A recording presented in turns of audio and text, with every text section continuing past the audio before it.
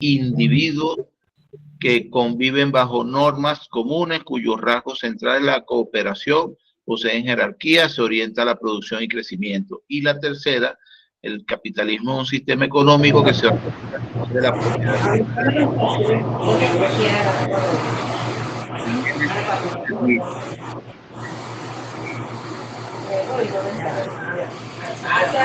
Estoy cerrando acá.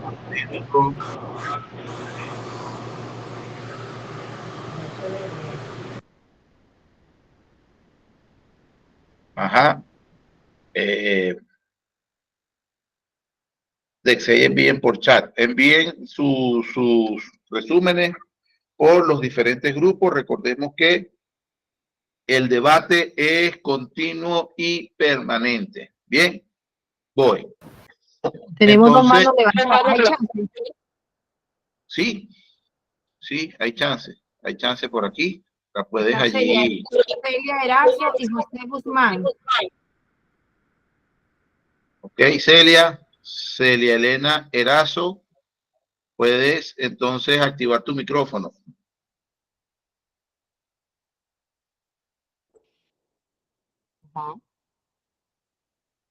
Buenos días.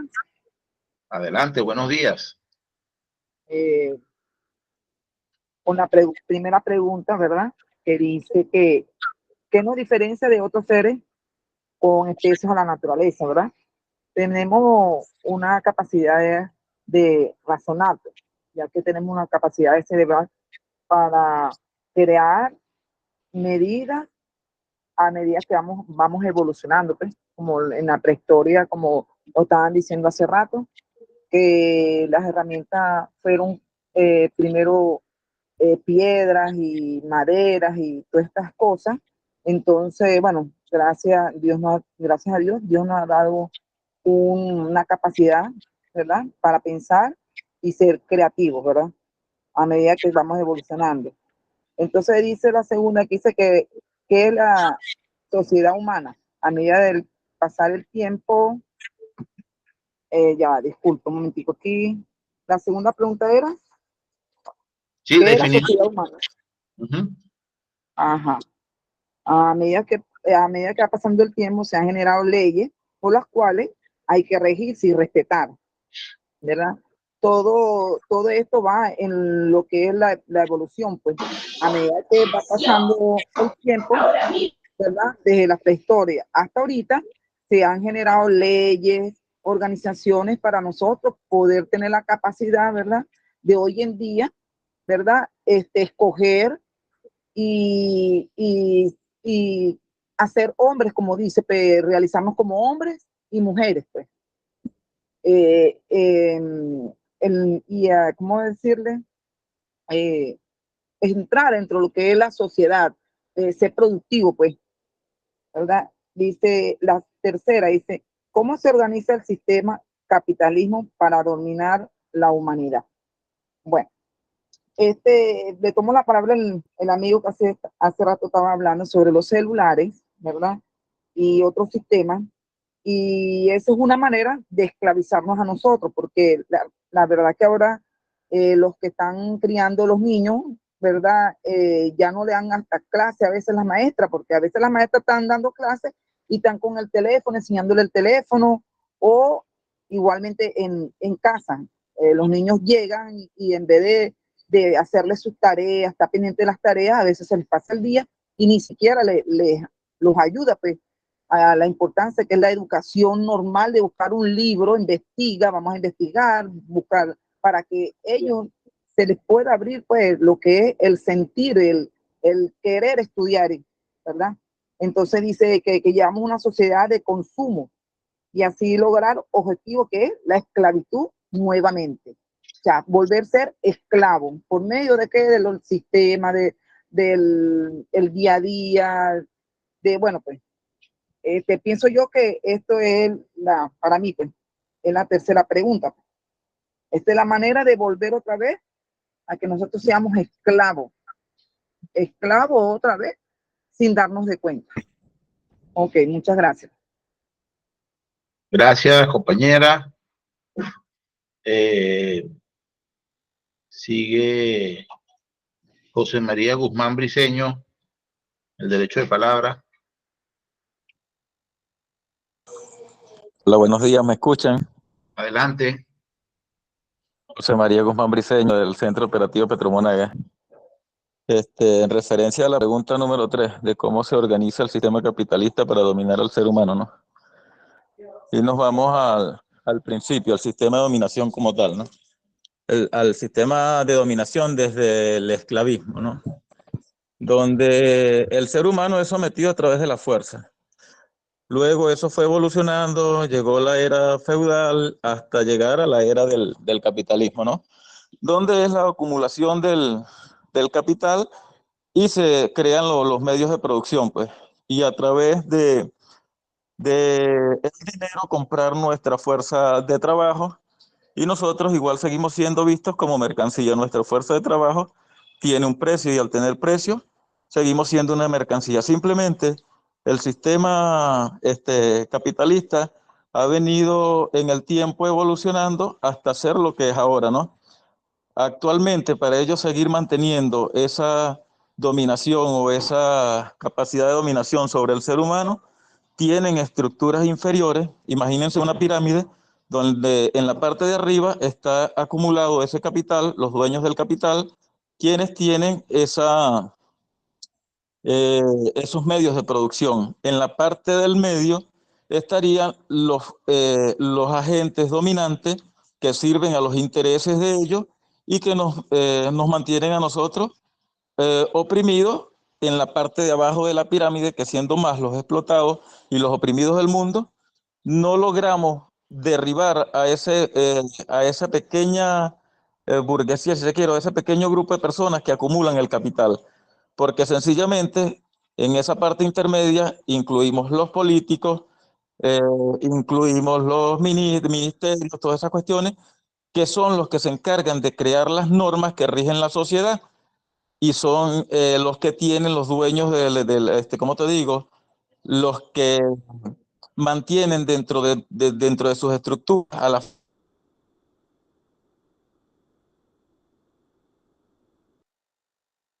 y para encargarse de que esa ley se ejecute, se cumpla y de mantener cuidado los intereses del capitalismo, del capitalismo. Y el capitalismo obviamente tiene una fase superior que es el imperialismo, ¿no? Pero esa es otra cosa, pues.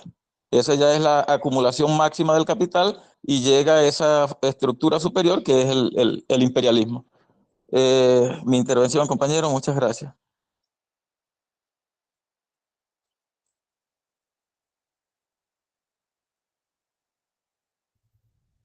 Gracias. Tenemos los compañeros de Petroquiriquiri solicitando derecho de palabra. Ya se los doy ya el derecho y con esto cerramos.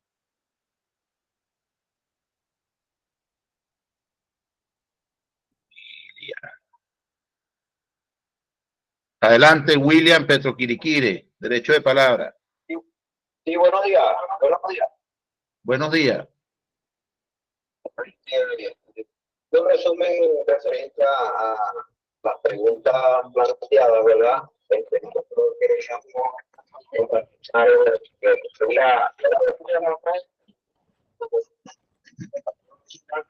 Tenemos que habla o el lenguaje, pues tenemos que estar bastante estructurado. Y si es bien cierto que hay muchas críticas que se comunican entre sí, que nosotros hemos sido capaces de terminar más de 600, 700 idiomas entre nosotros mismos. Otra cosa que nos diferencia o que caracteriza de la diferencia de otras especies es que nuestras relaciones sociales son más allegadas, no es como las otras especies, no se relacionan mucho entre sí y en ellos predomina el más fuerte, a diferencia de nosotros. Somos la única especie, ¿verdad? Morfológicamente, en nuestra estructura, que nuestras extremidades inferiores y superiores son muy diferentes y somos capaces de mantenernos en todas ellas. Nuestra longevidad, ¿verdad? También está nuestra especie es una etapa más longeva, ¿verdad? Ya que duramos mucho más que muchas especies existentes en el planeta. y nos diferenciamos con las otras especies que dentro de nuestra niñez o para alcanzar nuestra adolescencia, la niñez dura más que en otras especies.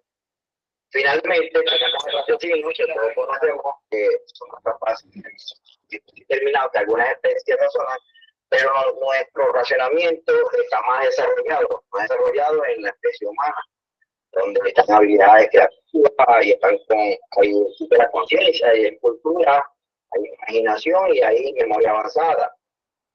Referente a la segunda pregunta, que es la sociedad humana, pues hablando de sociedad humana, podemos definir como un conjunto de individuos que interactúan entre sí y comparten lazos económicos y políticos. Esta sociedad humana se manifiesta bueno, a través de instituciones, jerarquía, cultura y finalmente logran regular la convivencia entre grupos. Y la pregunta que nos pareció bastante interesante es cómo se organiza el capitalismo para dominar el mundo. Bueno, resumimos, no sé si podemos compartir la misma edición, pero el equipo logró ubicar una palabra muy clave que es el consumismo. Ellos trabajan para que el ser humano sea consumista a través de diferentes elementos o artificios que lo lleven a ser un ser humano consumista. ¿Cómo logran ellos eso? Bueno, ellos logran, ¿verdad? Se basan a través de la propiedad privada y con mayor producción, ¿verdad? Ellos se convierten en y explotan a la masa laboral. Existe una concentración de riqueza y de poder solo de algunos, y pues también puede influir en algunos gobiernos y algunos medios de comunicación para promover sus intereses. Esa es nuestra opinión referente a las preguntas planteadas. Gracias, William, compañeros de Petroquiriquire. Con ustedes cerramos el derecho de palabra nacional y damos continuidad a la conexión y la presentación orientadora.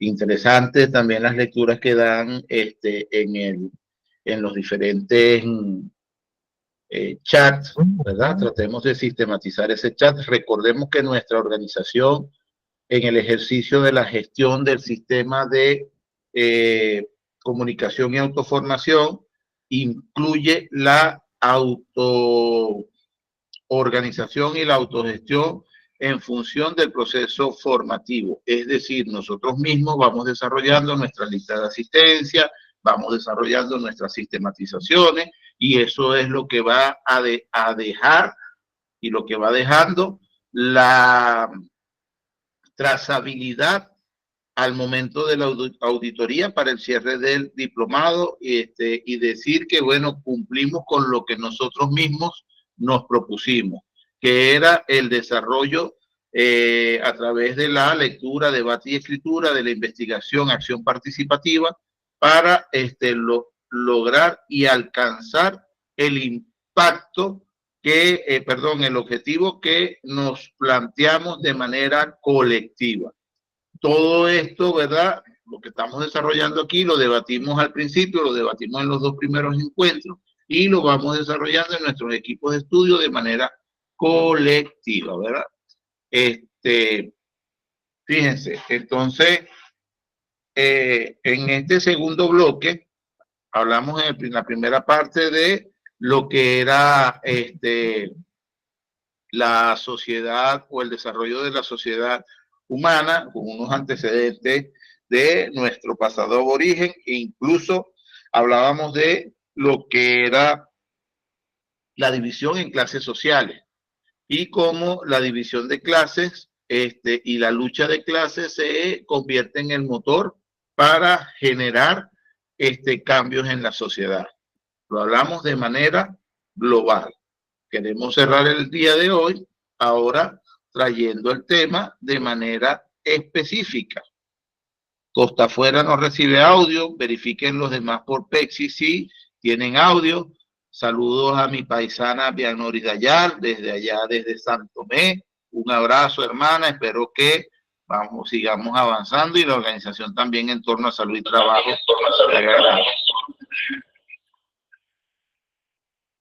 Ajá, ¿qué tenemos por allí?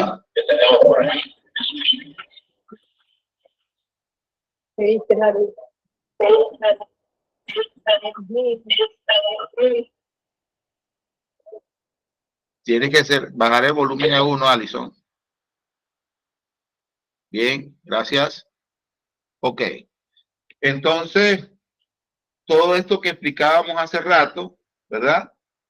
En lo específico en nuestro continente americano se fue desarrollando de igual manera. Fíjense, un número.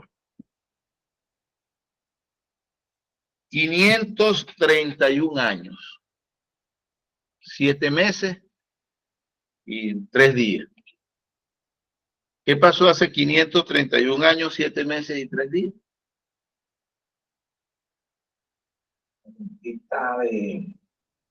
De América. La invasión del Imperio Español, ¿verdad? Antes de esos 531 años, nosotros, como sociedad humana aborigen, también estábamos organizados. También, ¿verdad? Vivíamos en comunidades que habíamos alcanzado un nivel de desarrollo que generó un proceso de integración contradictorio que avanzaba hoy en lo que conocemos como América Latina y el Caribe. Antes de esos 531 años, hace más de 531 años, nosotros debatíamos aquí, ¿verdad?, sobre la construcción de grandes obras ingenieriles. Esas no las descubrieron, esas nosotros ya las sabíamos. Esas no nos las vino a enseñar nadie, ¿verdad? Nosotros ya lo sabíamos como sociedad, porque si están las pirámides de Egipto, están también las pirámides aztecas, ¿verdad? La Ciudad del Sol, Machu Picchu y grandes organizaciones. Ajá, grandes infraestructuras, ¿verdad? Fíjense, con la invasión en 1492 y en lo específico en Venezuela en 1498, esa autoorganización es frenada. Perdimos nuestra libertad, nuestra independencia y el ejercicio de nuestra soberanía. Desde ese momento, entonces se nos impone, ¿verdad?, de manera tácita. La sociedad es reconstruir la sociedad humana. Entonces, ese objetivo histórico desde el momento de la invasión es recuperar nuestra condición de ser libres, soberanos, independientes. Entonces, se nos impone un programa de liberación nacional desde 1498, ¿verdad? Entonces, inicialmente, ese ejercicio de liberación fue en un principio desarrollado con resistencia aborigen, que conlleva a lo que era retirada en zonas donde el enemigo no podía exterminar. Nosotros teníamos la ventaja de que éramos un club, conocíamos el terreno, conocíamos las ventajas y deficiencias del terreno, y entonces aplicamos, o nuestros hermanos aborígenes, nuestros padres aborígenes, aplicaron lo que era guerra de guerrilla. Atacaban y se alejaban a zonas donde no tenían acceso los invasores. Eso llevó, decíamos aquí también en el debate acá, a que no pudieran esclavizarnos de manera inmediata. ¿Qué los obligó a eso? Entonces los obligó a que el hegemón dominante en ese momento, ¿verdad?, que era el Imperio Español, el imperio dominante y el imperio esclavizador de ese momento, los obligó a pasar a hacer una parada estratégica en el África para poder traer a los hermanos africanos, ¿verdad?, esclavizados ya desde hacía siglos, ¿verdad? Los africanos no vinieron para tomar las playas del sol en las playas del Caribe o porque querían conocer el nuevo continente. Los trajeron obligados ¿verdad? Porque ya en el África, que era el continente más cercano a Europa, tenían siglos y siglos de esclavitud antes de 1492. Y le fue más fácil traerse a esos compañeros para entonces explotar y llevar y ponerlos a trabajar en la explotación de nuestros recursos y la extracción de nuestros recursos naturales, ¿verdad?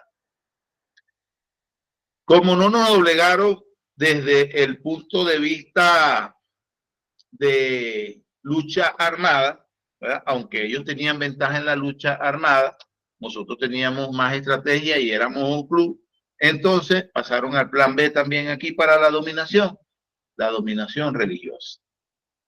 Entonces, a nosotros, por lo menos a mí, en el colegio, en el liceo, me dijeron que existieron dos conquistas, la conquista armada y la conquista pacífica. Y en los libros salía por un lado los españoles echando tiros y por otro lado los monjes, los frailes, los sacerdotes, entonces bautizando a los indígenas. Eso es lo que dicen los libros de historia de Venezuela, lo que es adoctrinándonos. Pero eso es lo que dice ¿verdad? Entonces, nos impusieron la religión cristiana y ya no vamos a adorar al sol, a la naturaleza, al árbol, a las flores, la lluvia y esto, sino adorar a un solo Dios, ¿verdad? Que nos castiga si pensamos diferente, ¿verdad? Impuesto. Pero además de eso, también toda la cultura europea, ¿verdad? Todo el tema cultural europeo, incluyendo vestimenta, incluyendo el último grito de la moda que se tenía en toda Europa, no solo en España. Todo eso fue un proceso de, lo podemos llamar transculturización o alienante, ¿verdad? Que permitió entonces disminuir la resistencia. Decía Simón Bolívar en su momento, es que 300 años no son suficientes, ¿verdad? Entonces,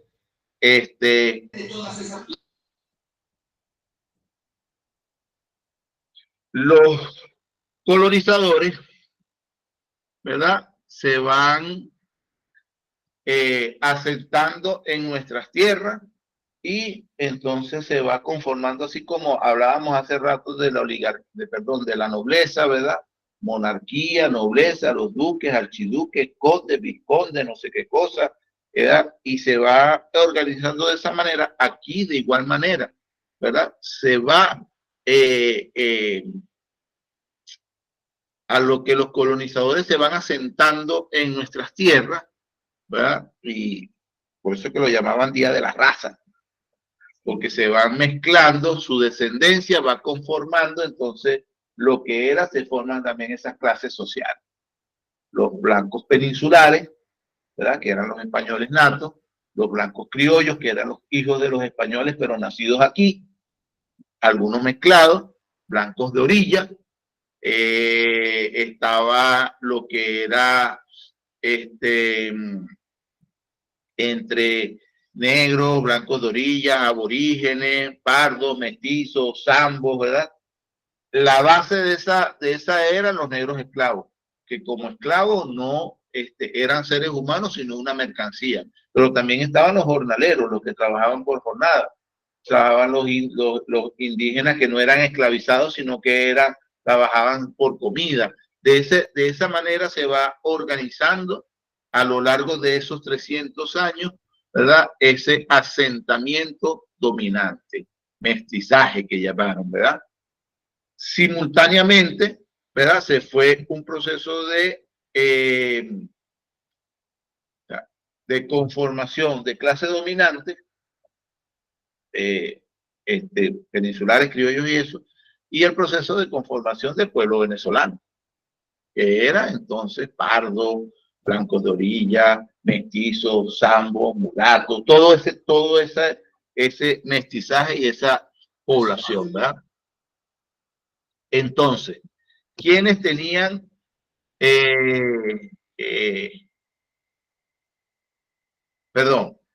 esa resistencia que desarrollamos nosotros como pueblo? Se encuentra en un momento dado con sectores de los blancos criollos que, enfrentados a los blancos peninsulares, emprenden una lucha por la libertad de comercio y se va conformando como una fuerza nacional por el colonialismo, ¿verdad?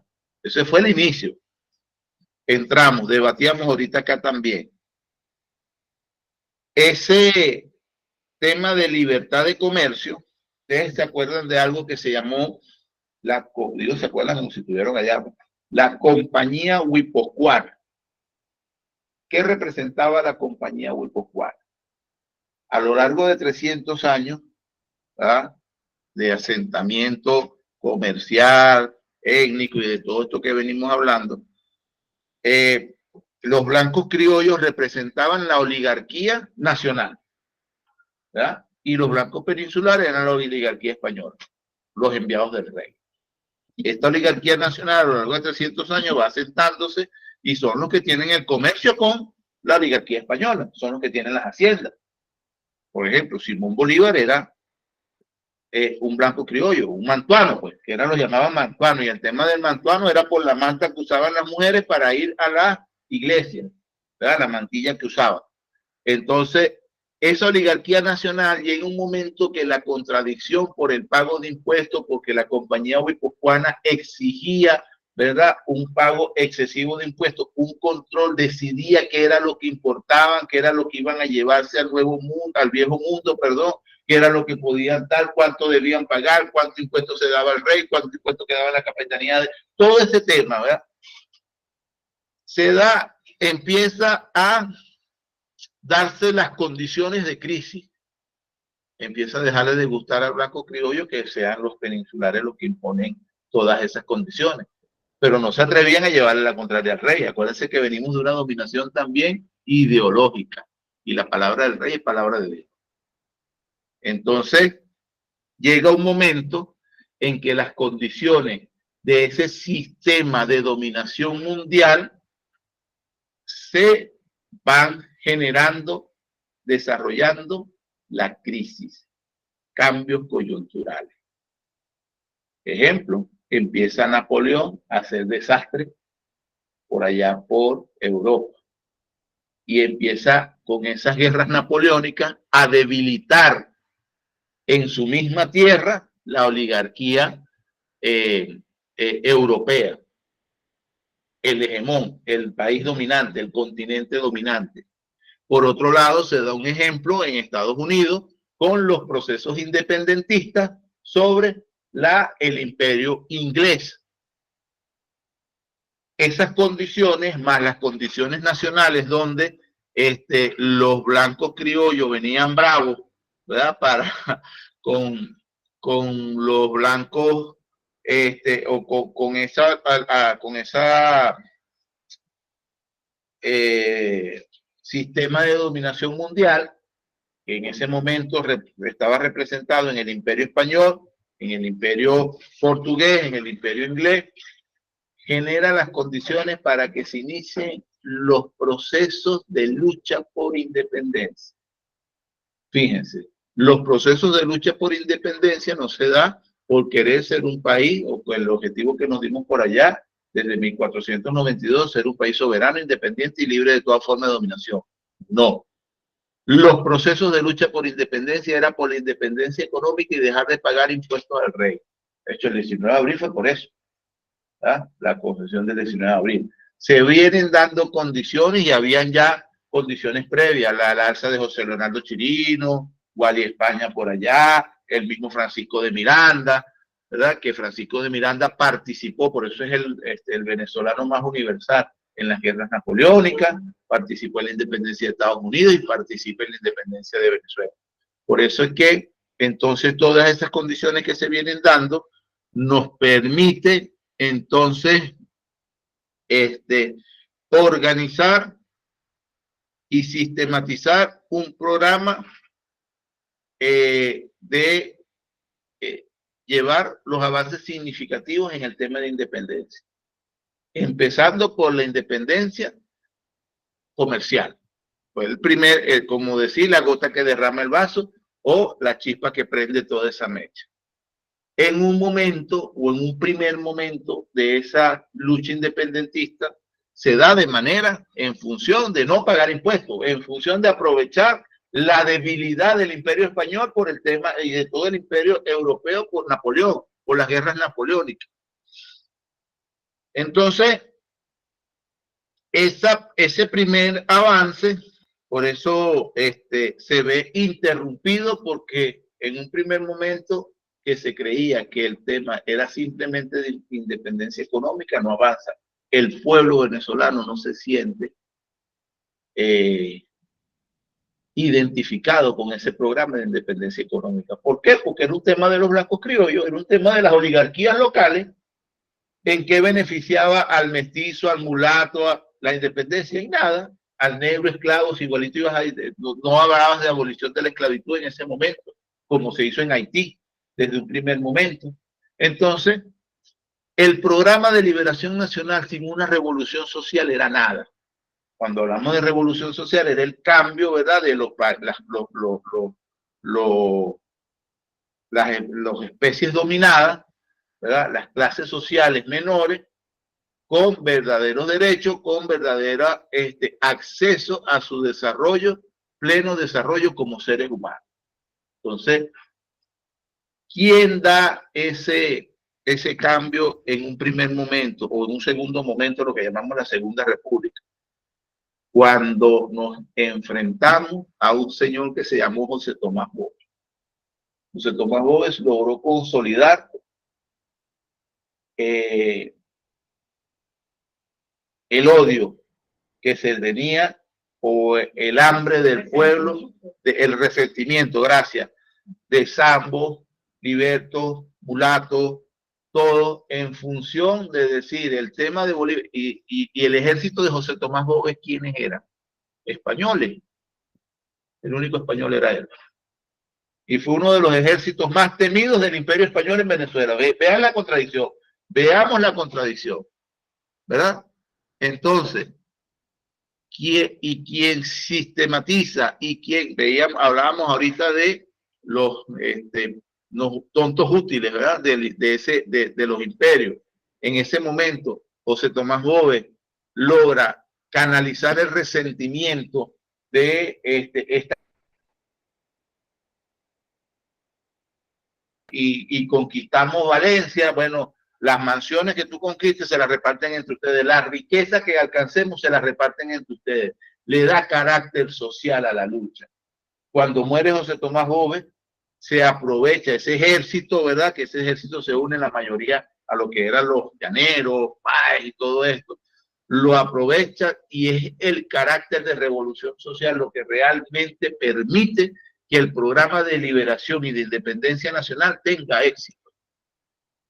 Por supuesto, esto se sistematiza en un primer momento en la firma del Acta de Independencia, donde dice que, bueno, se sistematiza y dice que en la República de Venezuela se declara una nación soberana, independiente y libre de toda forma de dominación extranjera. ¿Verdad? Fíjense, allí se sistematiza por primera vez el programa de liberación nacional. Se escribe por primera vez desde 1498, se escribe por primera vez el programa de nación soberana, independiente y libre de toda forma de dominación.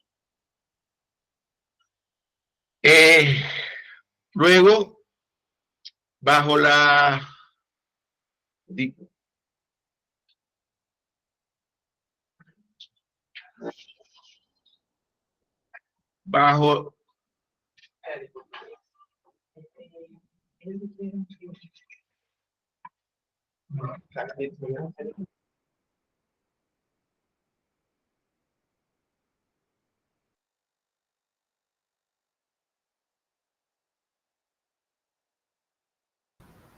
No te oímos, Víctor.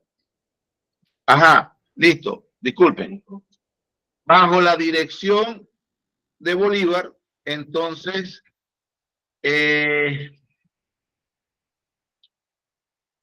perdón, me pasa que me interrumpieron acá.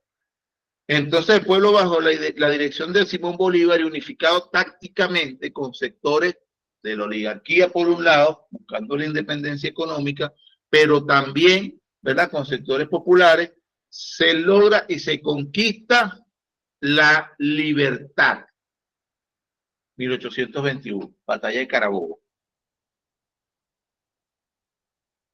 Se ejerce la independencia, pero logramos la soberanía. Teníamos 300 años de transculturización. Entonces, fuimos libres de España, pero seguimos con las culturas europeas. Fuimos, ¿verdad?, independientes, pero empezamos a desarrollar unas constituciones con matices europeos. Sin querer hablar mal de nadie, bueno, hubieron dos personajes, Páez y Santander, que participaron y enfatizaron, uno con una visión, digamos, ultranacionalista, que decía, bueno, la independencia de Venezuela es solo Venezuela y aquí no tenemos que buscar a más nadie. No veía la unificación latinoamericana, ¿verdad?, o la unificación gran americana. Y por otro lado, ¿verdad?, Santander con el empeño en mantener esa cultura, dependencia cultural, legal, sí, de legal, jurídica, dependencia jurídica, ¿verdad? Seguíamos entonces, ya alcanzamos la independencia, pero seguimos entonces comercializando con los españoles, con los europeos, bajo las condiciones que ellos impongan. Ya no le pagamos impuesto al rey, es verdad, pero las condiciones de precio, de producto, de mercancía, vamos bailando al son que las culturas y que las potencias europeas en un principio y luego de los otros hegemones mundiales impusieron. Entonces, lo que la lucha por reconquistar la independencia,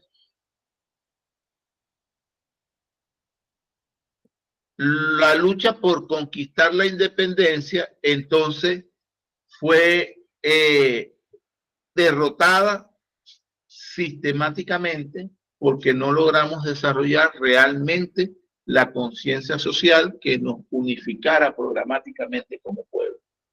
No logramos entonces el ejercicio de la soberanía como pueblo, que en aquel primer momento decíamos, ¿verdad?, abnegación con aquellos principios y valores, principios éticos que nos permitían reconstruir la sociedad humana y con la reconstrucción de la sociedad humana alcanzar el programa de liberación nacional impuesto desde 1492 y en lo específico en Venezuela 1498, ¿verdad?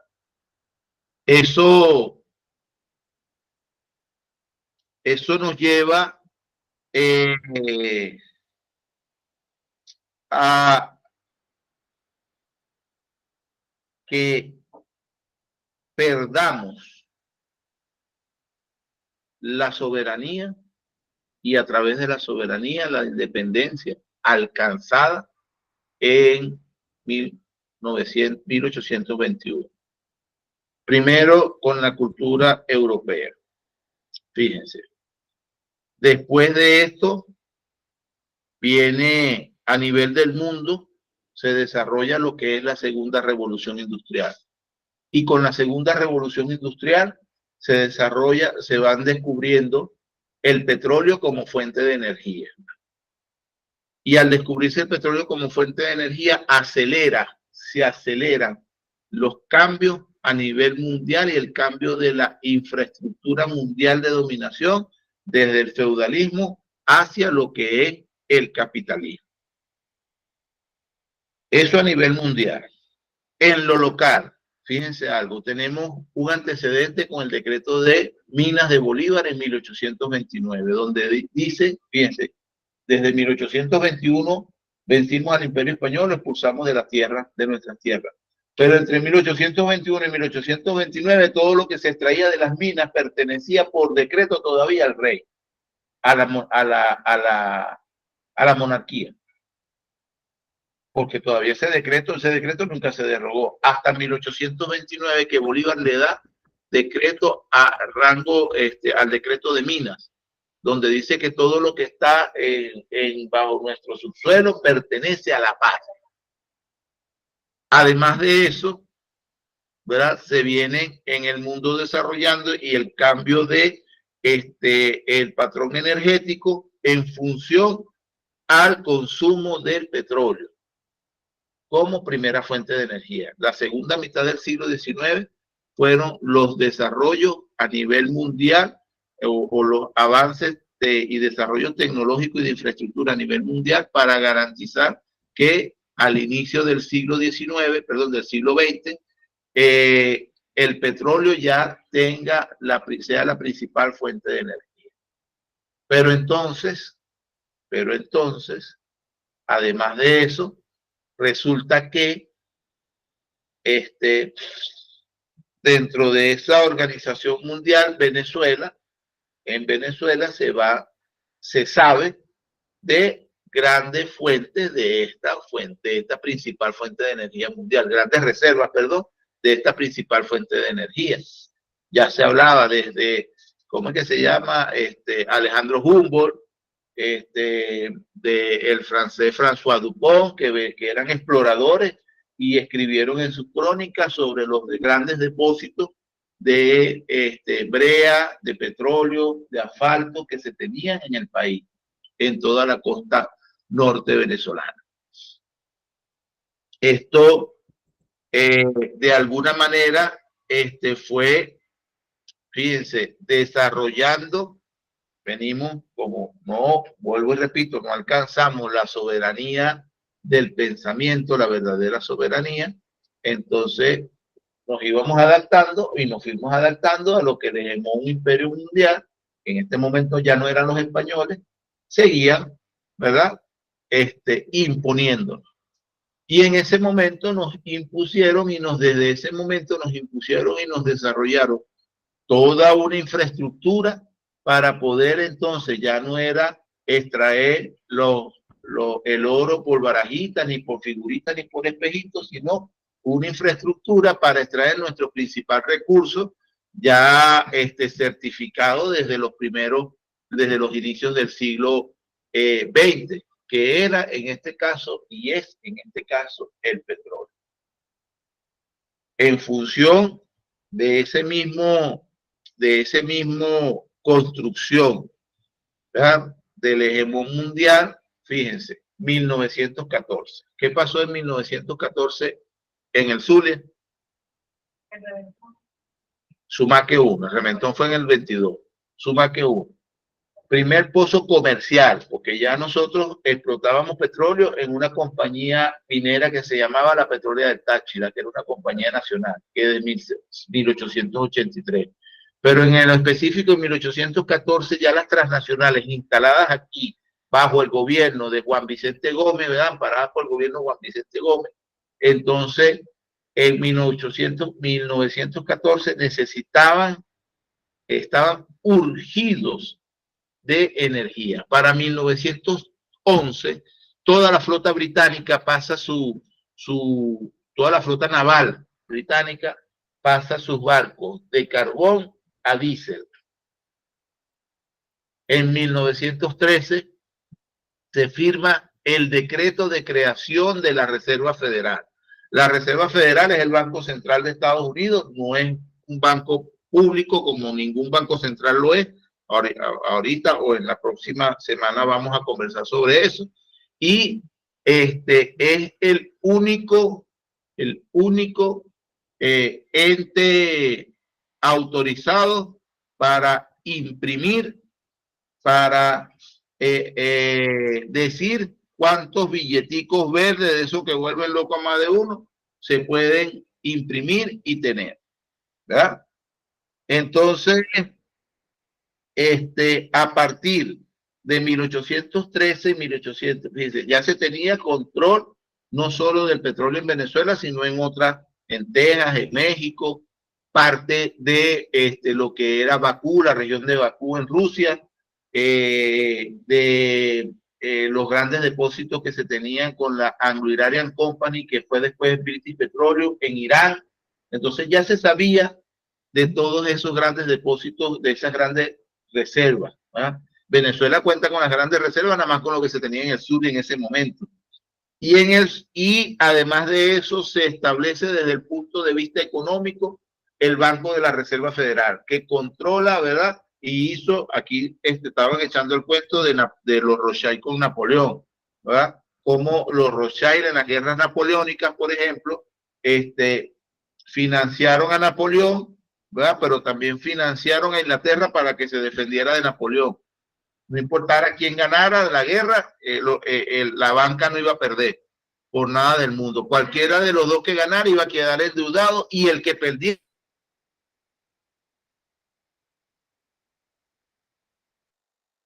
Parece chiste, ¿verdad? Pero así lo desarrolla. De esa manera, entonces, se fueron desarrollando las condiciones para que en 1914 se diera el primer cambio coyuntural grande de la historia contemporánea del mundo, que fue la Primera Guerra Mundial. Y es así como nosotros, ¿verdad? Primero financiamos la Primera Guerra Mundial con petróleo del Sumaque 1 o del Zulia. Financiamos la Segunda Guerra Mundial también, y es por eso que, por ejemplo, un submarino alemán hundió 8 buques de flota venezolana. Bueno, no eran flota venezolana, en aquel momento no eran flota venezolana, sino de los aliados, tanto de Shell como de Rockefeller, como del Standard Oil, fueron entonces hundidos en la costa del Caribe, cerquita aquí de la península de Paraguaná, entre la península de Paraguaná y la isla de Aruba y Curazao. En esa lineecita ahí, el barco alemán hundió los 8 buques. El submarino alemán, perdón, un submarino alemán hunde 8 buques en ese momento. Además de eso, en algún momento más reciente, la operación Tormenta del Desierto. ¿Se acuerdan cuál fue la operación Tormenta del Desierto? Que fue una de las invasiones más recientes en Kuwait, ¿verdad? Entonces, como era más reciente, ahí no era con barcos, sino con bombardeos aviones, ¿verdad? Sí, más tecnología, eran aviones F-16 y esto, ¿verdad? Jet. ¿De dónde creen que salió el jet A1 para poder volar esos jets? Yo quiero el CRP, del CRP, en aquel momento de Maravén, pues, y de la Goben. Entonces, fíjense algo. A lo largo de la historia de los grandes cambios coyunturales, el hidrocarburo, el petróleo, ha representado en los últimos 100 años, ¿verdad?, un eje fundamental. Pero además de eso, entonces nosotros que creemos, no, eso son guerras que eso no tiene nada que ver, eso es Ucrania, que es Ucrania, eso está bien lejos, eso no tiene nada que ver con nosotros. Palestina, no, eso no tiene nada que ver con nosotros, eso que se baten los israelitas con los palestinos, eso es problema, es un tema religioso, eso no tiene nada que ver con nosotros. Dentro del tablero geopolítico mundial, señoras y señores, sí tiene que ver mucho con nosotros, muchísimo con nosotros. Y es por eso que, fíjense que, discúlpenme que me haya venido tan adelante, que desde 1914 en adelante se viene y se establece en lo más concreto, ¿verdad?, un sistema de dominación mundial, y es esa organización que decíamos en la tercera pregunta, que la vamos a debatir más a profundidad en la próxima sesión, cómo el capitalismo se organiza para mantener el sistema de dominación. Un estado de dominación mundial. ¿Qué es un estado? ¿Qué es un estado? Un estado requiere 3 cosas. Gente, por supuesto, un espacio de terreno y una organización jurídica legal, leyes que lo gobiernen. Esas 3 cosas constituyen un estado. Entonces, ese sistema de dominación mundial que el capitalismo necesitaba para mantener, ¿cómo es que decía la pregunta? El estado de dominación se concreta luego de la segunda gran coyuntura, que reorganizó los poderes del mundo. Se llamó la Segunda Guerra Mundial. Después de la Segunda Guerra Mundial, uno de esos, de los participantes, que no participó en toda la guerra, sino al final, soltó dos grandes, potentes bombas sobre una nación que ya estaba rendida y se sentó en una reunión que se llamó Bretton Woods. En esa reunión, ese hegemón, ¿verdad?, dijo, yo tengo bombas atómicas, yo tengo ya desde 1913 la maquinita que hace el dólar, y de ahora en adelante impongo las condiciones para que toda transacción en el mundo sea el dólar, la moneda de comercialización mundial. Ya con eso, ¿verdad? Sentaste las bases, tenías las condiciones. Para lograr eso y para alcanzar eso, esa organización de Estado Mundial de Dominación se subdivide como todo Estado. Tiene un Ministerio de Finanzas, un Ministerio de Economía. Entonces tenemos el Fondo Monetario Internacional. Tenemos una Asamblea Nacional que la llamamos Organización de las Naciones Unidas.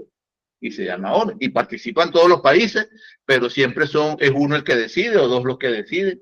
O en este caso 7, el G7 que decide, ¿verdad? Pero fíjense, por eso que te estoy diciendo, la ONU nace de la necesidad luego de la Segunda Guerra Mundial, ¿verdad?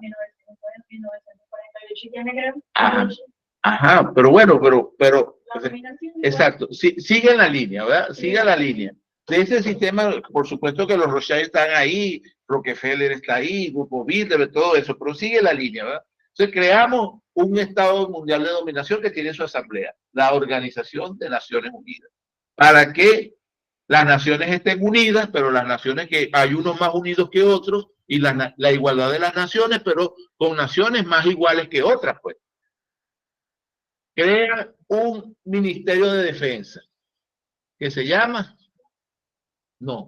Organización del Tratado del Atlántico Norte, OTAN. ¿Ya? Tienen su Ministerio de Finanzas, que es el Fondo Monetario Internacional, el Banco Mundial. Por supuesto, tienen su Ministerio de Salud, la Organización Mundial de Salud. Tienen su Ministerio de Cultura, que es la UNESCO, ¿verdad?, con el tema educacional. Es un estado de dominación. Y ese estado de dominación se encarga de etiquetar, ¿verdad?, a los países del mundo. Y existen dos tipos de países del mundo. Los grandes consumidores, ¿verdad?, que son los países dominantes, que son los países que, una palabra bonita, no la consigo, que joden a los demás países, ¿verdad? Entonces, esos países, para ponerle una etiqueta bonita, lo llaman países desarrollados, ¿verdad?, o países del primer mundo, que suena la más fea, ¿verdad?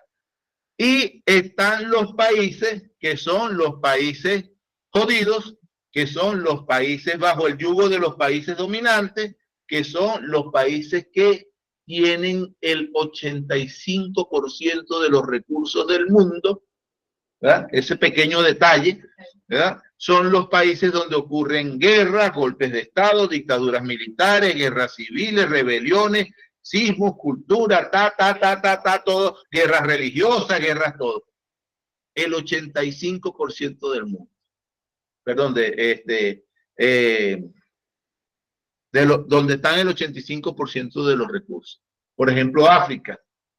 ¿Qué país es desarrollado en el África? ¿Lo pueden escribir por el chat? Ninguno. Ninguno. Ninguno. ¿Cuántos minerales no hay en todo el continente africano? Entonces, en esa repartición de etiquetas mundiales, a nosotros también nos tocó nuestra etiqueta, pues, como país. Entonces, nuestra etiqueta fue un país proveedor seguro y confiable de materia prima. De una materia prima que nosotros no transformamos, sino que nosotros proveemos la materia prima para que otros la transformen, para que otros se industrialicen y para que otros satisfagan sus necesidades. Decía una canción de Ali Primera por allí, ¿verdad? Que solo nos van dejando miseria y sudor de obrero. siempre se llevan el hierro, nos pagan la tonelada por menos de 3 centavos, ¿verdad? Y nos devuelven las vigas, nos devuelven los repuestos, nos devuelven los ejes, se llevan el aluminio y nos devuelven el papel aluminio, nos devuelven la cuestioncita de la pastillita, nos devuelven los bates de aluminio, los inyectores y todos los... Se llevan el petróleo, ¿verdad? Nosotros transformamos, tenemos gasolina. Nosotros hacemos nuestra propia gasolina.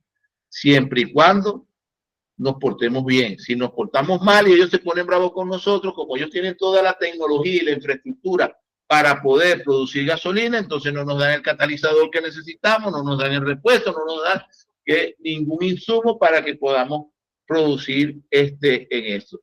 De esa manera se organiza, y lo vamos a ver más en lo profundo, porque entonces tenemos, así como decíamos por allá, ¿cómo es que el esclavo no es un ser humano? Como decíamos por allá, al rey lo elige Dios y lo corona el Papa a través de la voz de Dios, que en aquel momento el que decía que la tierra giraba alrededor del sol era un hereje, ¿verdad? Porque entonces era el universo gira alrededor de la tierra y el centro del universo estaba en Roma. Entonces, fíjense el tema ideológico. Y entonces desde Roma era que se decidía quién era el rey. En el momento donde decimos en este momento, si no trabajo, no como, somos fuerza de trabajo, entonces tenemos un gran hegemón, la economía. La economía sin inversión no hay producción. Sin dinero no hay producción, ¿verdad? Y eso queda de pregunta generadora.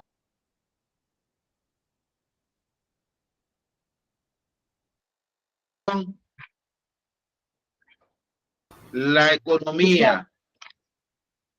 Ajá. Ese adagio, la realidad del adagio, sin inversión no hay producción. ¿Qué tan real es esa expresión? Con eso vamos a abrir la próxima semana.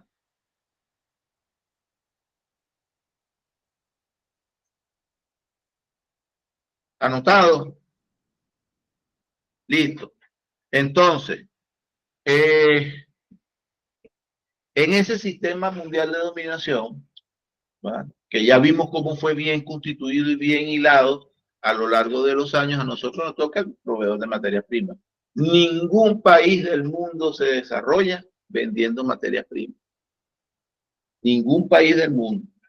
Ninguno. Ustedes ven que Alemania, por ejemplo, que es la fábrica del mundo y es un país altamente desarrollado, fue 2 veces destruido en los últimos 100 años. En la Primera Guerra Mundial lo destruyeron, lo hicieron ceniza. En la Segunda Guerra Mundial también, y Alemania sigue siendo hoy la fábrica del mundo.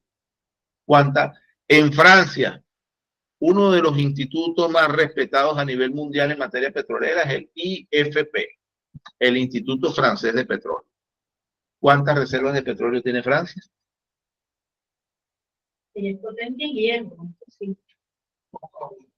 Pero no tiene tampoco, no tiene reservas de hierro, no tiene. Japón, ¿qué tiene Japón? Suiza. Suiza tiene banco por todo el mundo, no tiene banco. Suiza. Tiene los bancos. Dicen que el mejor chocolate del mundo es de Suiza. El chocolate suizo, el mejor chocolate.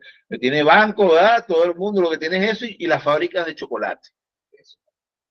Y el queso. ¿Cuántas hectáreas de cacao tiene Suiza sembrada? Ninguna. Entonces el mejor chocolate del mundo lo hacemos con cacao de Chuao, de Wiria, cacao de Barlovento. ¿Verdad? Es la realidad.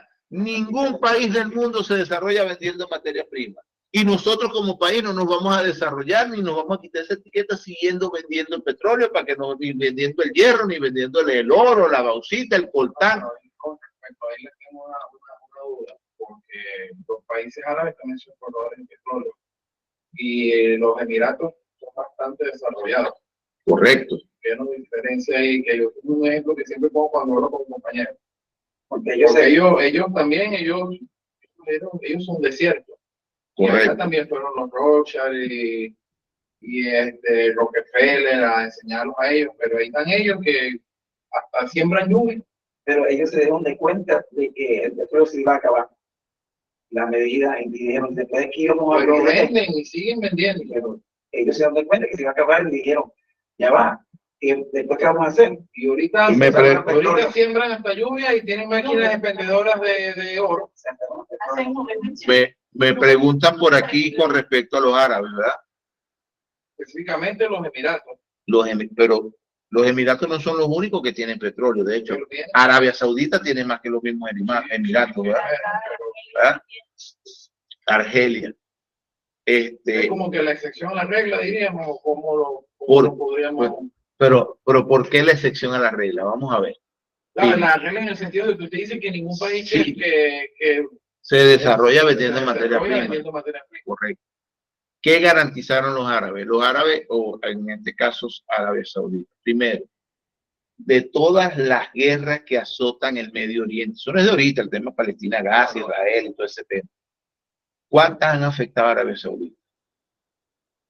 Ninguna.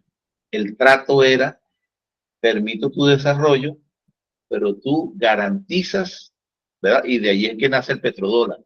Arabia Saudita se presta para que si es el mayor productor de petróleo del mundo, porque es uno de los más, después de Estados Unidos es el mayor productor, todas las transacciones petroleras es en dólares. Yo te defiendo. Y yo te defiendo y te dejo ser. Te apalanco. Y evito que todo este conflicto a tus alrededores esté. Gaddafi, Libia, un país petrolero donde tenía el desarrollo, aplicaron la transformación de la materia prima, lo que estás diciendo de lo que siembran la lluvia, aplicas la transformación de la materia prima, lo que decían por ahí sembrar el petróleo, ¿verdad? Sembrabas el petróleo para establecer y desarrollar técnicas, ciencia, tecnología, utilizas tu materia prima para desarrollar, para industrializarte. Si tú te industrializas, ese es el verdadero desarrollo. Si tú sacas petróleo para venderlo y comprar cosas, eso no es desarrollo, ¿verdad? Eso es el cambio que hicieron esos compañeros. No es el uso que verás a cómo usas el recurso que tienes vendiendo tu materia prima. Ese es el tema. Y el uso de ese recurso tiene que ser el desarrollar tu industria de transformación y el desarrollar su técnica, ciencia y tecnología. Por eso es que le dije temprano, no sé si lo dije con los micrófonos abiertos para acá, nos dicen, no, que somos un país petrolero y somos 100 años de ser un país petrolero. Mentira, nosotros no somos un país petrolero. ¿Cuándo vamos a ser nosotros un país petrolero? Lo debería dejar como pregunta generadora, pero vamos a ser un país petrolero cuando nosotros no dependamos de nadie para ni extraer, ni procesar, ni refinar, ni comercializar nuestro petróleo.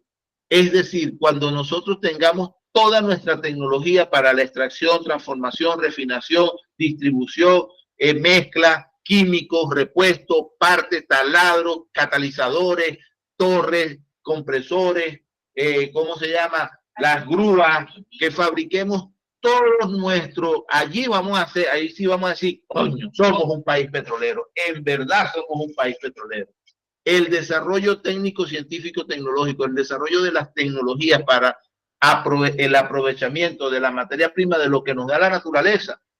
El petróleo sigue siendo algo que nos da la naturaleza, que dependamos de otros para poder extraer lo que nos da la naturaleza, para poder aprovechar lo que nos da la naturaleza, nos hace altamente dependientes. Y esa alta dependencia entonces nos va a seguir con la etiqueta de país subdesarrollado. Y ese país subdesarrollado, casualidades de la vida, casualidades, no estoy acusando a nadie, que en esos países donde hay alta cantidad de materias primas y de reservas de materias primas, donde ocurren guerras, golpes de Estado, guerras civiles, dictaduras militares, todo ese tipo de inestabilidades, donde torcen el brazo y todo eso para poder garantizar, ¿verdad?, que esa materia prima sea para la satisfacción de las necesidades de otros, no nuestras como nación, ¿verdad? Entonces, eso es lo que sucede realmente, eso es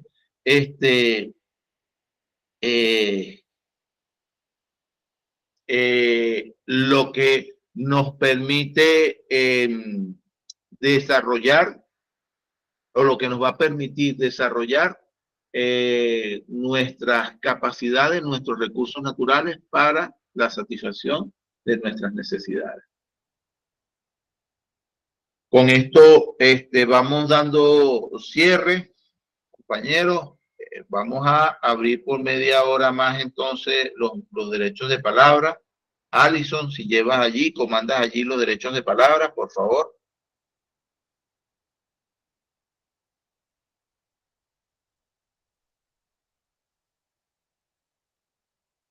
Marcos Alonso Herrera dice que siempre ha pensado que Venezuela no debería vender petróleo, debería vender los derivados del petróleo, gasolina, aceites, diésel, entre otros. Ese genera trabajo, mayor ingreso a nuestro país. Pero la infraestructura que nos instalaron, nosotros no instalamos la infraestructura petrolera. Por eso es que las refinerías están en las costas, por eso es que la CRP está aquí en Paraguaná, por la cercanía con las islas del Caribe, ¿verdad? Con las islas, las colonias holandesas. La infraestructura está instalada para vender petróleo. De hecho, nuestra máxima producción fue de 3,5 millones de barriles, pero la refinación no subió de 1.300.000 barriles la capacidad instalada.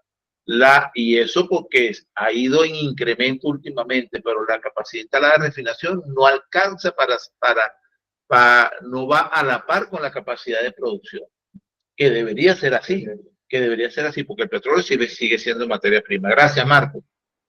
Marco Alonso Herrera.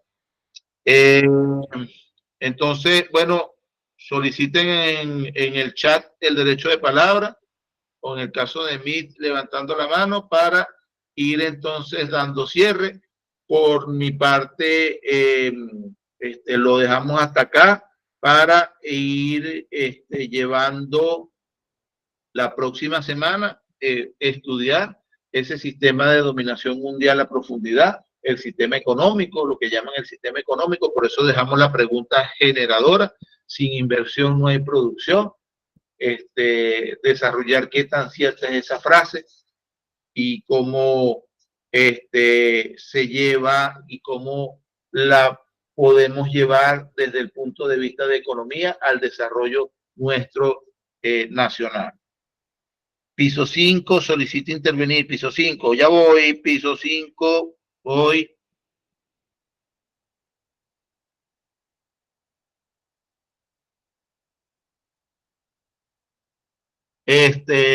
Realmente agradecido con todos ustedes. Espero que haya sido de su agrado la manera como desarrollamos el contenido. Me disculpan si se me salió alguna grosería. Recuerden que no soy profesor. Bueno, escuchamos a Piso 5. Saludos, saludos. Juan. Un abrazo a todos ustedes aquí. Bueno, estamos en el Piso 5 y queremos saludarlos, darle un abrazo fraterno a todos y hacer un comentario que a bien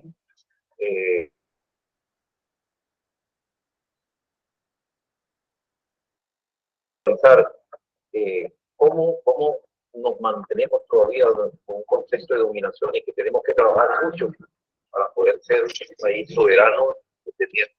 Bueno, la intervención va fundamentalmente en ratificar la necesidad que tenemos, el pueblo venezolano, la clase trabajadora específicamente, en verlo como tal, como clase, para orientar todo nuestro esfuerzo en lograr esa independencia y esa soberanía que en el transcurso de la exposición del día de hoy lo pudimos ver, que históricamente ha tenido todo un proceso de lucha, y precisamente nosotros como seres humanos ha tenido esa situación con la creación de las clases sociales, ha generado también la contraposición, que es la lucha de clases para poder transformar la realidad.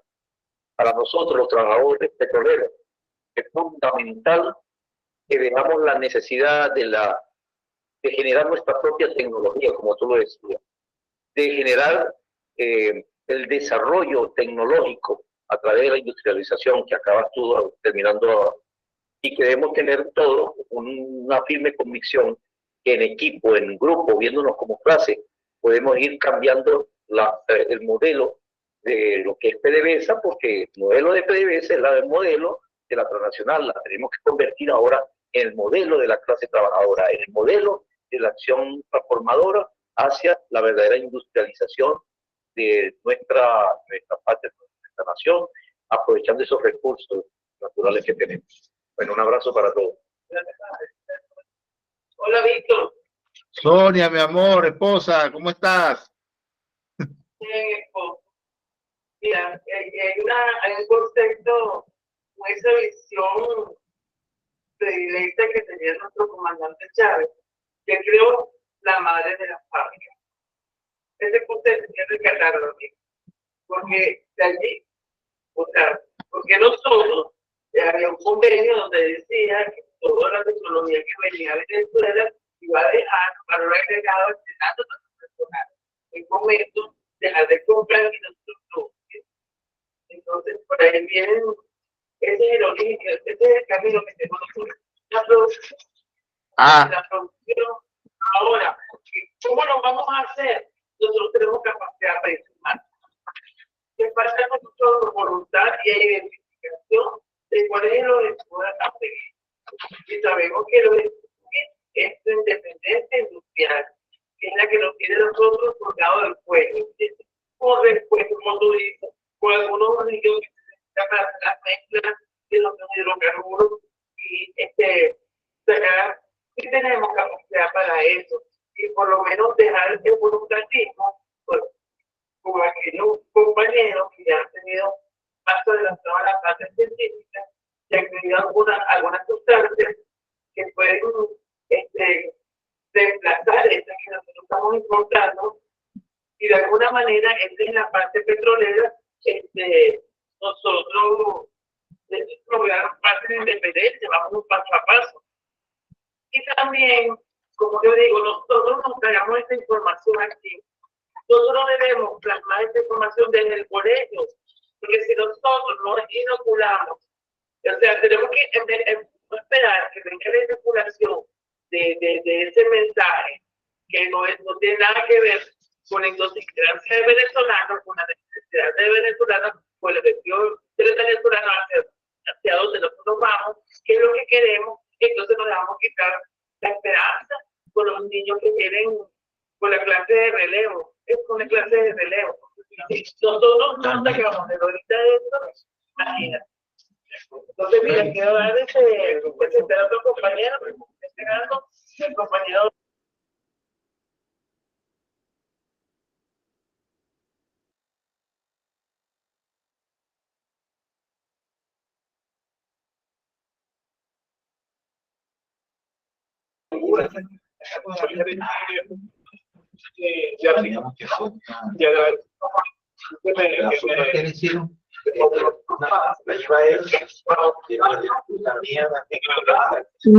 No seguimos escuchando a la compañera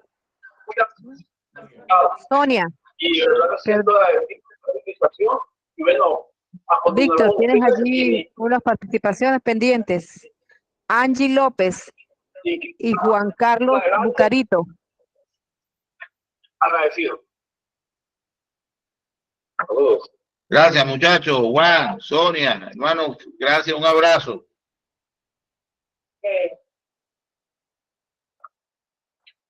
Ajá, pendiente, Alison, ¿quién por derecho de palabra? Tenemos a Juan Carlos Bucarito y Génesis Vázquez. Ok, ya voy a permitir. Listo, pueden abrir micrófono.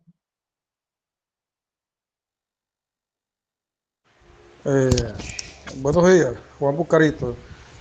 Viendo la actividad como tal, y ustedes vinieron conversando varios tópicos, en este caso, lo que es sin inversión no hay producción, y viendo una serie de situaciones que se están presentando, yo creo que lo más conveniente, nosotros como país siempre hemos estado haciendo convenios internacionales con otros países que en su debido momento tienen una capacidad tecnológica y conocimiento un poco más avanzado a nuestra actualidad. Pero ¿qué sucede? Esos convenios como tales hemos venido trayendo lo que es infraestructura, materias ya procesadas, de acuerdo a nuestra materia prima. Y le doy la acotación al señor Víctor, donde dice que un país con pura materia prima no hace nada. Y es verdad. Nosotros tenemos la capacidad, porque tenemos las personas, tenemos el talento humano, tenemos las casas de estudio, que es lo que nosotros debemos hacer en estas situaciones. Tratar en lo posible que esos convenios internacionales, cuando nosotros enviemos a personal de nosotros a capacitarnos, que sea un valor agregado a la industria, por ende al país. ¿Por qué? Como sabemos nosotros somos, desde el punto de vista, un país monoproductor, en este caso a nivel de petróleo, que se nos ha ido derivando en otras situaciones o en otras economías debido a las situaciones que se nos están presentando. Pero eso radica esencialmente, es traer la tecnología, el conocimiento, implementarla aquí. Materia prima tenemos hierro, tenemos una serie de minerales, tenemos espacios suficientes. Bueno, entonces vamos a tratar en lo posible de que todas esas situaciones que se nos vayan presentando, tener como el valor agregado que son los trabajadores, tenemos a las casas de estudio y darle esa oportunidad y proyectar, ver cuál es la necesidad que hay dentro de nosotros para proyectarlo y funcionar todo eso. ¿Para qué? Para que vayamos en un proceso de desarrollo y de alguna manera no estemos dependiendo de otros países. En este caso, como hablamos del capitalismo, que no es más el valor, es la apropiación de esas tierras, de ese trabajo de las personas que la tienen, pero ellos se apropian ¿para qué? Para su beneficio propio. Y que de alguna manera cuando van a retribuir esa ganancia, te dan del 100%, te dan 1%, pero todas las riquezas se las llevan ellos. Es mi punto de vista. Saludos. Gracias, hermano. Saludos. Siguiente derecho a la palabra. ¿Quién más tiene la mano levantada? Está levantado Ángel Cárdenas. Y después Víctor Rodríguez. Bueno, muy buenas tardes. Casi buenas tardes. Ya van a ser las 12. Escuchando la ponencia de algunos compañeros y de algunos amigos, colegas trabajadores, cuando nos hablan de los medios de producción y de que tenemos la materia prima, sí. Aquí nosotros en Venezuela tenemos la materia prima que todo el mundo codicia. Tenemos coltán, tenemos hierro, tenemos bauxita, tenemos oro, tenemos aluminio, tenemos acero, aquí tenemos de todo. Estamos en una tierra bendita, gracias a Dios. Nos proveó de todos esos minerales y de todas esas riquezas que son del pueblo, ¿no? Y para el pueblo. Pero solamente con eso no hacemos nada, porque, o sea, siempre vivimos de la tecnología que nos traían los demás. Y entonces nos traían la tecnología, pero también nos traía la gente que iba a manejar eso. Muy poco lo hacíamos nosotros.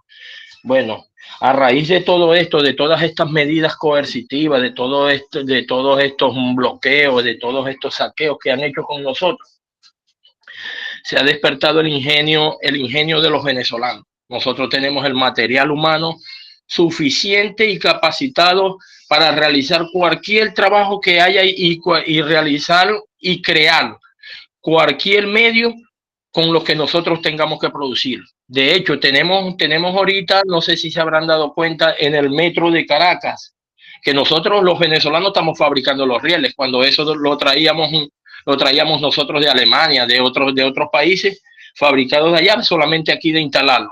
Bueno, aquí estamos creando, aquí se creó el ingenio ese, igualmente en PDVSA. En PDVSA también hemos, a través de nuestra gente, a través de nuestro material humano, a través de nuestros ingenieros, de nuestros técnicos, de nuestros analistas, todos juntos hemos echado a caminar esta empresa hacia adelante. Nosotros mismos estamos creando piezas aquí en PDVSA que antes la traíamos de otras latitudes, pues de otros países.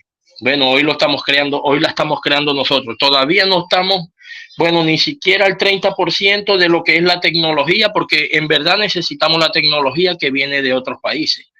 Necesitamos la tecnología rusa, la tecnología china, la tecnología, bueno, americana, que fue la que más tuvimos aquí, que fue por eso es que tenemos tantos inconvenientes, por la tecnología americana y alemana que teníamos aquí instaladas en nuestras industrias y en nuestros procesos. Bueno, hoy estamos creando conciencia, hoy estamos creando innovación, hoy estamos creando, pero todavía nos falta. Nos sigue faltando esa tecnología que nos haga seguir creciendo, que nos haga seguir adelantando, echando para adelante. Es algo en ver que lo que nos quisieron hacer en mal, o sea, todo nos salió bien porque han despertado el ingenio creador de todos nosotros los trabajadores que hacemos vida en nuestra industria. Y vaya, para mí las felicitaciones para todos nuestros ingenieros, para todos nuestros técnicos, para todos nuestros analistas, licenciados, todos, porque todos ponemos un granito de arena. Con respecto a mi persona, yo, bueno, gracias al comandante Chávez, gracias a la llegada de la revolución, tuvimos la oportunidad de entrar en esta maravillosa industria que es PDVSA. Cuando entré, lo que tenía era 6º grado, pero teníamos la experiencia de años trabajada en las contratistas, en los contratos de absorción. Bueno, hoy somos trabajadores PDVSA y bueno, y hemos seguido echando para adelante porque algo sí tiene esta revolución, algo sí trajo el comandante, que te ponía a trabajar, pero también te decía que te capacitaras, que estudiaras, que aprendieras, porque siempre nos han dominado por ahí, por la ignorancia que poseemos cada uno de nosotros, o que poseíamos cada uno de nosotros. Ahorita, con orgullo lo digo, saqué mi bachillerato en la misión Rivas Técnica, después me capacité más, me fui a la universidad y con misión Sucre y a través del CUN, saqué mi técnico superior en producción agroalimentaria porque me gusta lo que es labrar la tierra, me gusta lo que es los árboles, cómo es su producción, y bueno, saqué mi TCU. Y pronto, bueno, no sé si todavía podemos echar para adelante y sacar una licenciatura o una ingeniería. Pero ahorita las situaciones, la situación país, la situación trabajo no nos permite crear eso, porque tenemos que salir a buscar. Estamos trabajando en la industria, pero igualito tenemos que salir para satisfacer las necesidades de toda nuestra familia. Por lo menos yo tengo hijos con discapacidad, síndrome de Down. Mi esposa murió, también estaba discapacitada porque era una paciente renal. Y bueno, y tengo otros hijos, unos estudiando, otros se me han ido, pero aquí estamos, mano, echando para adelante. Gracias a todos ustedes y gracias a esta iniciativa de hacer este diplomado y darnos la oportunidad de transmitir nuestros conocimientos y dar nuestro punto de vista, tomarnos en cuenta a todos por igual como trabajadores. Muchas gracias.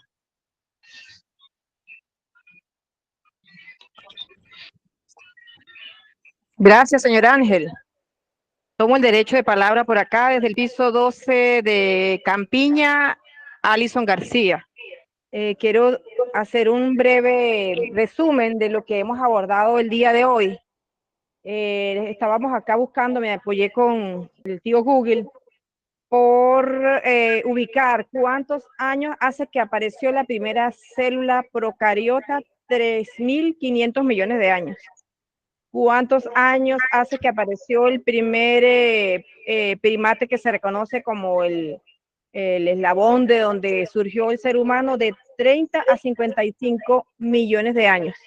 El compañero Víctor hizo un resumen durante 3 horas de todos esos millones de años con el fin de que nosotros nos reconozcamos como ese producto de tantos millones de años, para que hoy estamos aquí sentados, reunidos, en una totalidad de 410 compañeros, así como estamos aquí 19, 18, aquí en el piso 12, sumamos el total que ha reportado hasta el momento, 409 compañeros a nivel nacional que nos estamos encontrando y buscando reconocernos como seres humanos, ese ser humano que en su esencia se orienta por valores de solidaridad, de amor, de lealtad, y que, como bien decía el compañero Ángel ahorita, en el momento en que vivimos esa mayor presión del enemigo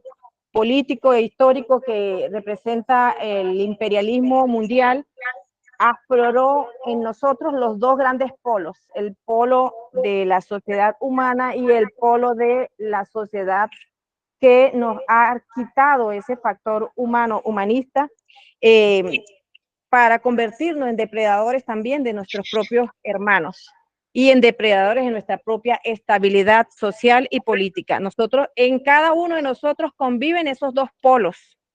Lo que buscamos con este reconocimiento de la trayectoria histórica es que nosotros veamos cómo debemos reconocernos como sujetos de cambio, como sujetos de transformación en lo individual y en lo colectivo, y cómo muchas veces las personas que se definen de oposición pueden tener valores humanistas, y como muchas veces las personas que se definen de revolución también pueden tener valores que no son humanistas, porque nosotros somos sujetos donde conviven esos dos factores, y en el momento en que hay coyunturas de mayor dificultad, bueno, afloran de un lado o del otro, y nuestro objetivo, nuestra meta en estos momentos como Revolución Bolivariana, donde nos dictamos una constitución del año 1999, es reconstruir esa sociedad humana en todos nosotros.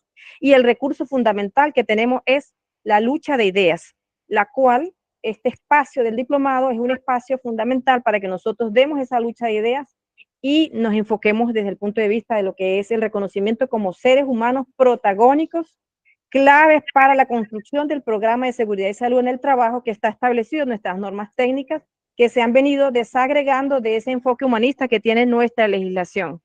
Quería hacer estas breves palabras que pretenden ubicarnos, ¿no?, de todo lo que ha dicho el compañero Víctor, que pareciera que dijéramos, bueno, esto que tiene que ver con la definición de mi puesto de trabajo, esto que tiene que ver con mi salud o accidente de trabajo, básicamente es un posicionamiento desde el enfoque humanista que está consagrado en nuestra Constitución y nuestras leyes, y que nosotros como sujetos históricos no necesariamente todavía lo conocemos, y como estamos dominados por un modelo cultural de colonialismo, entonces en nosotros existe ese germen también de contradicción respecto a los valores humanistas, y que para poder avanzar en la construcción del modelo de seguridad y salud en el trabajo debemos reposicionarnos y rescatar esos valores humanistas que nos definen, y que no solamente nos definen desde el punto de vista cultural y histórico puro, sino que están consagrados en nuestra Constitución y en nuestras leyes. Víctor, no sé si tú querías agregar algún otro elemento, ya nos quedan pocos minutos.